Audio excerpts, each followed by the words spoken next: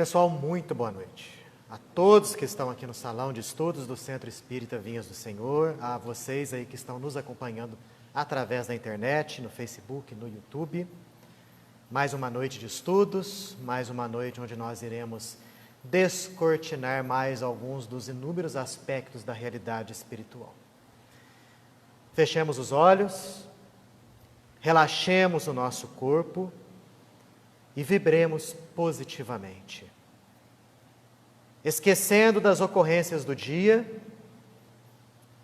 buscando centralizar o pensamento no agora, rogando a Deus que nos abençoe os esforços de aprendizado. Possamos compreender mais, para melhor agirmos e com isso atingirmos um estado espiritual de maior plenitude. Ao chegarmos aqui, nossos irmãos espirituais nos receberam com um abraço, já com um banho de energias positivas, e somos imensamente felizes por isso. Por estarmos, nessa noite, buscando algo melhor para o nosso ser, buscando o aprendizado superior, que nos liberta das ilusões, que nos liberta da dor e nos conduz à felicidade. Que Deus nos ilumine, hoje e sempre, que assim seja. Bom, pessoal, Obreiros da Vida Eterna, capítulo de número 7. Lembram? Na semana anterior, nós comentávamos acerca da reunião que estava ali acontecendo entre Zenóbia, aquele grupinho de 4 indivíduos que estavam a acompanhando, Jerônimo, Luciana, Padre Hipólito e André Luiz, essas 5 pessoas, juntamente com uma alma querida de Zenóbia, que estava em processo de resgate. Esse indivíduo havia sido padre na sua última existência na carne, errado bastante, o Padre Domênico. Vimos que era um indivíduo revoltado com as leis divinas, um indivíduo que não estava aceitando de modo algum a situação dele no plano espiritual, nos abismos de dor e de sofrimento. Na cabeça dele, ele era um indivíduo credor da assistência do mais alto. O que ele queria, nada mais nada menos, era alcançar o céu. Na sua mente, ele havia desempenhado todas as suas atribuições de padre quando encarnado aqui na Terra. E não podia vislumbrar o porquê de tanto sofrimento na realidade espiritual. Nesse capítulo 7, alguns dos deslizes do nosso querido Padre Domênico nos são aqui apresentados. Esses deslizes mostram ao padre o porquê do seu sofrimento e abre as portas para a sua devida reparação. Nós já sabemos, através dos capítulos anteriores, que aquele reduzido grupo de tarefeiros, dentro dele existia uma pessoa chamada Luciana. Ela havia sido enfermeira aqui na Terra e ainda continuava a desempenhar as tarefas de enfermagem lá no plano espiritual. Ela havia desenvolvido, lá no plano espiritual, a habilidade da clarividência. E nós vimos, até mesmo no estudo da última obra que nós analisamos aqui, o Livro dos Médiuns, o quanto que essa faculdade de clarividência, ela é ampla nas suas atribuições. Aqui, especificamente, Luciana se utiliza da clarividência para fazer um processo de leitura mental. Então, ela ia penetrar, através do seu pensamento, a tela mental do Padre Domênico. E iria trazer algumas das histórias que o padre havia participado aqui na Terra e que justificavam o porquê do seu sofrimento na realidade espiritual. Luciana se aproxima de Padre Domênico, que estava deitado lá naquele local, fita-lhe a testa e durante alguns minutos permanece em silêncio. E aí começa a relatar aquilo que ela estava vendo. Começa dizendo o seguinte: padre, você duvida da providência divina, acha que é um indivíduo injustiçado. e, portanto, está cheio de blasfêmias, cheio de desespero. E Domênico retruca, dizendo o seguinte: mas eu tenho razão, porque quando eu fui padre lá na terra, quando eu estava no desempenho das minhas atividades de padre, me foi prometido o céu, me foi prometido um mundo para mim melhor. E o que eu vejo aqui? Eu vejo só dor e sinto somente desespero. Não tenho razão em me sentir assim? Luciana rebate, dizendo o seguinte: mas será que você agiu como sacerdote fiel aos princípios? Será que você esperava um paraíso de vantagens só pelo fato de ter envergado a batina de padre? Essa pergunta que ela fez para ele serve para todos nós, especialmente nós que morejamos nas lides espíritas, desempenhando algum tipo de tarefa, seja na condição de médium, seja na condição de passista, na condição de explanador, na condição de dirigente. Devemos ter bastante cuidado. Será que estamos realmente progredindo espiritualmente? Será que estamos realmente crescendo como seres humanos?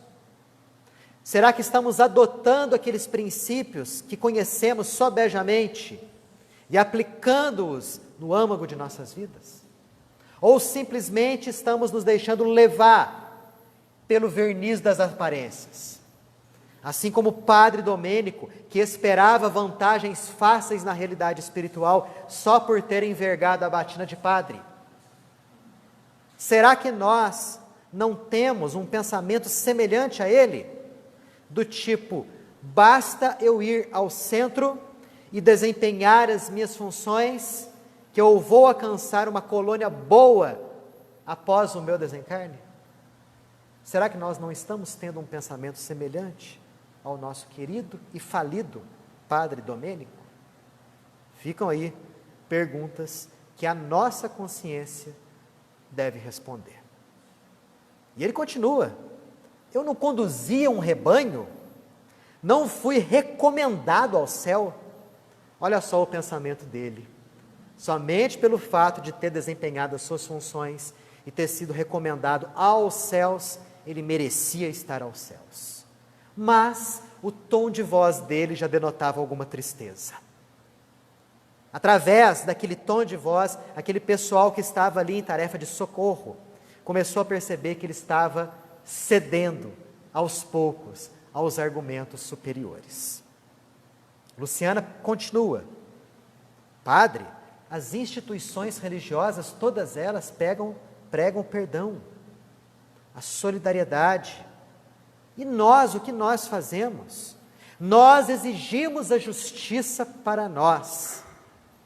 E nos esquecemos que para haver uma justiça, tem que existir a lei.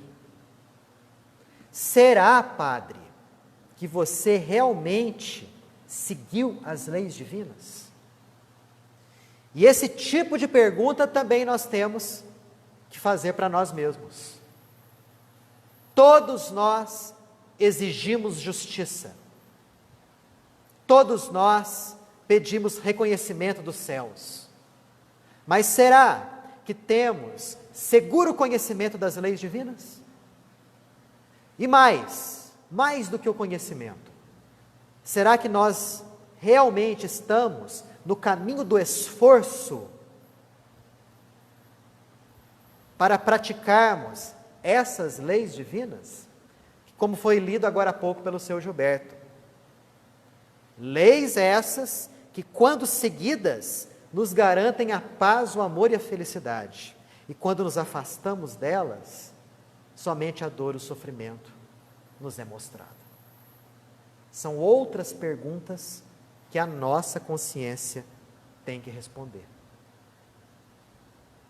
E ela continua: reclamamos procedimentos dos outros e compensação a nós, só porque fizemos a exposição dos ensinamentos.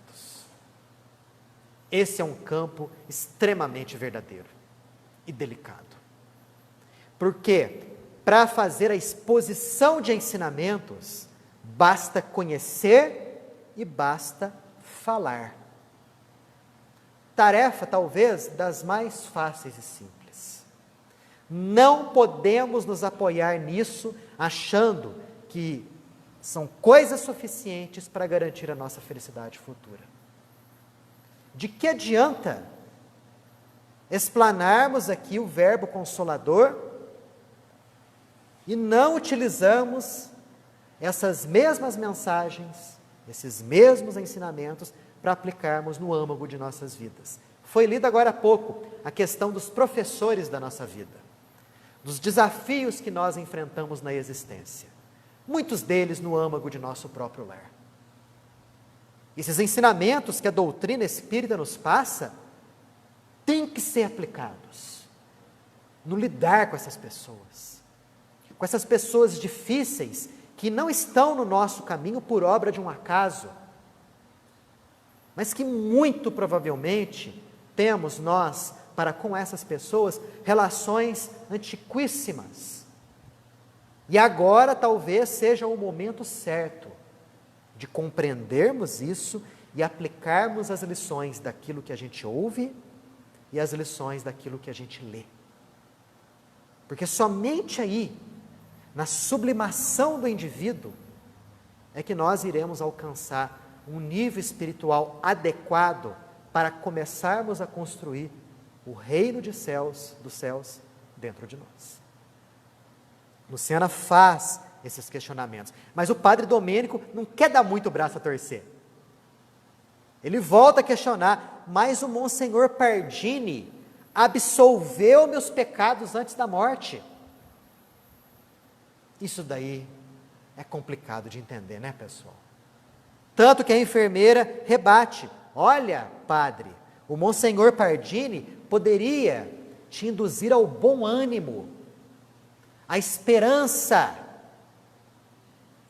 para conseguir reparar os seus erros. Mas você acha que somente as palavras dele iriam apagar da sua consciência os erros que você cometeu? Absolver os pecados de alguém, gente, com todo respeito àqueles que creem nisso. E nós devemos respeitar as pessoas que ainda acreditam que os padres têm um poder milagroso de conceder a absolvição dos pecados nossos. Respeitamos as pessoas que pensam assim, mas nós temos a obrigação e o dever de raciocinar em cima disso. Como que isso acontece? Como que nós, que erramos e temos as consequências desses nossos erros, teremos a nossa consciência apagada dos débitos contraídos? O próprio Jesus nos explicou que a cada um segundo as suas obras. Ah, mas Jesus absolveu o pecado das pessoas. Quando, por exemplo, ele curava, ele falava: os teus pecados te são perdoados, segue e não peques mais, para que não te suceda coisa pior. E por que ele falava isso? Porque Jesus, como governador espiritual da terra, e como ser que tutela 30 bilhões de almas encarnadas, sabia muito bem que aqueles indivíduos que estavam passando por aquele momento de tristeza e de sofrimento, aquilo ali eram os últimos momentos dos seus resgates. E quando ele curava, ele queria nos mostrar isso daí. Mas Jesus é Jesus. Será que seres, talvez um pouco melhores do que nós, ou mais falíveis do que nós, têm a condição de apagar da nossa consciência os nossos erros? De zerar os nossos débitos para com a divindade?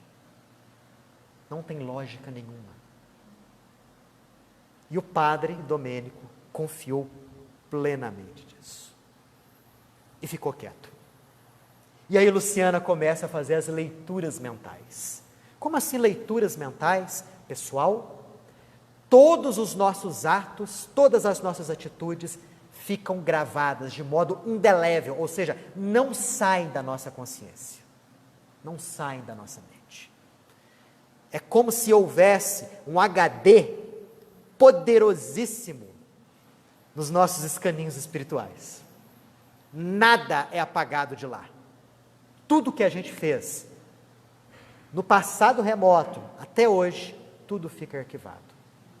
E Luciana tinha a capacidade de fazer uma leitura daquilo ali. E ela relata os fatos como se estivesse assistindo a um filme na mente do padre. E o primeiro relato, o desencarne do padre. E ela começa a falar: padre, veja a seguinte cena. É noite, você caminha pela rua, se afasta do centro da cidade rumo a uma casa situada no subúrbio. Na sua mente, fervilham ideias referentes às emoções mais baixas. Você não trajava o hábito, a batina, mas sim uma roupa fina, cinza clara, transcendendo a perfume. Vejo você entrar numa casa e você se encontrar com uma mulher. E ali, através da sua palavra fácil, através do seu verbo doce, você a envolve. E ela cede aos seus encantos. Mas vocês não estão sozinhos. Na espreita, o marido daquela mulher se encontra. E ele foge daquele local, ralado de ódio.